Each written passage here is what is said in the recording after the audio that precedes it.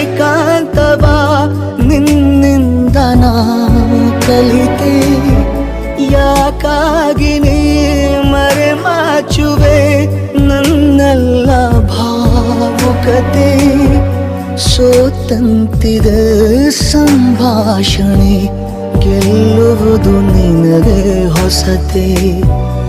ಅಳುವೊಂದು ಬೇಕು ನನಗೆ, ಅರೆಗಳಿಗೆ ಹೋಗು ಹೊರಗೆ.